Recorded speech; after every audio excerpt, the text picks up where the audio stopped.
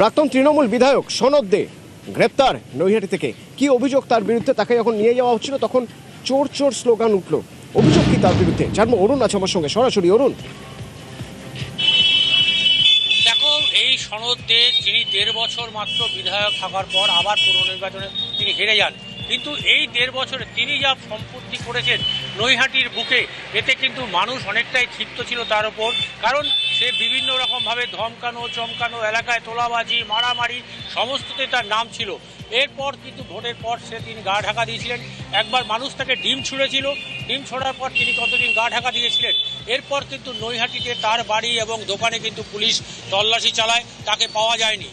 এরপর তাকে আজকে ভোর রাতে কিন্তু তাকে দত্তপুকুর থেকে গ্রেপ্তার করে পুলিশ।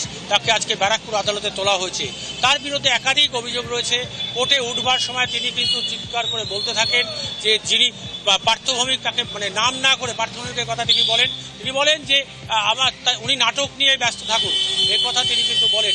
এই যে নৈহাটির মানুষের ক্ষোভ তার বিরুদ্ধে, সে কিন্তু উগড়ে পড়ে। আজকে যখন সকালবেলা তাকে নিয়ে যাওয়া হচ্ছিল, তখন কিন্তু এলাকার মানুষ সেখানে চোর চোর স্লোগানও দিতে থাকে।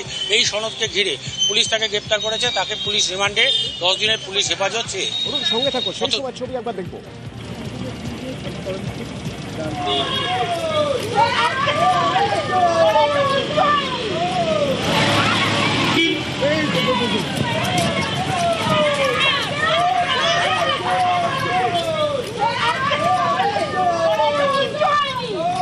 অর্জুন সিং দাবি করছেন, রাজ্যের মন্ত্রী অর্জুন সিং দাবি করছেন যে এই সনদদের সঙ্গে টুলু মণ্ডলের যোগাযোগ ছিল।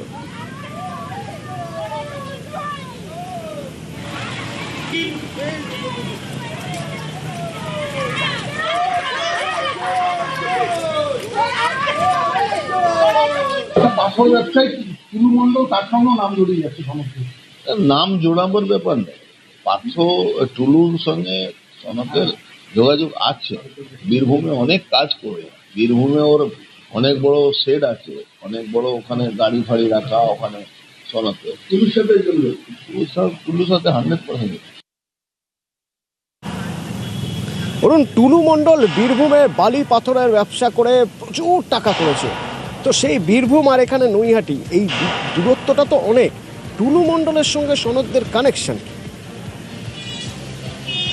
দেখো, এই যোগাযোগটা কিন্তু সম্পূর্ণ আমাদের শ্রমমন্ত্রী অর্জুন সিং পরিষ্কার বলেছেন যে এই টুলু মণ্ডলের সঙ্গে তার যোগাযোগ ছিল। কারণ যে টুলু মণ্ডল যে বিশাল সম্পত্তি করেছে, সনদ দেও কিন্তু একই রকম। এই মাত্র 1.5 বছরে সে বাড়ি গাড়ি থেকে শুরু করে ডাম্পার কেনা, পেট্রোল পাম্প, তার অধিক সম্পত্তি, তার ওষুধের দোকান, বিশাল ফ্ল্যাট, তাকে এই এত টাকা কোত্থেকে এলো। ফলে তার সঙ্গে যে টুলু মণ্ডলের যোগাযোগ ছিল সেই কথা কিন্তু অর্জুন সিং পরিষ্কারভাবে বলেন। সুতরাং এই ঘটনায় কিন্তু আরও একটা নতুন পালক তার সঙ্গে জুড়ল, যে টুলু মণ্ডলের সঙ্গে যোগ। এই টুলু মণ্ডলের যা কেস আমরা দেখেছি, এত কোটি কোটি টাকা, এত কিছু সম্পত্তি, তাহলে সনদদের কি সত্যিই তার সঙ্গে যোগাযোগ ছিল? এই নিয়ে কিন্তু প্রশ্ন উঠেছে।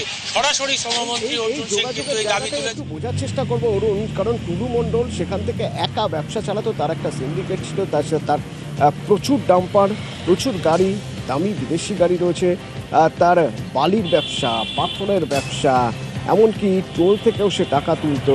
সেটা বীরভূম। যোগাযোগ আমি বুঝতে চাইছি ব্যবসায়িক কোনো লেনদেন, কোনো রকমভাবে কানেকশনটা কি? কেন ওখানে টুলু মণ্ডলের মতো করে ব্যবসা করছে, এখানে সনদদের মতো করে প্রচুর টাকা তুলেছে, যেরকম অভিযোগ উঠছে। দুজনের মধ্যে যোগাযোগটা কি কারণে, কিভাবে?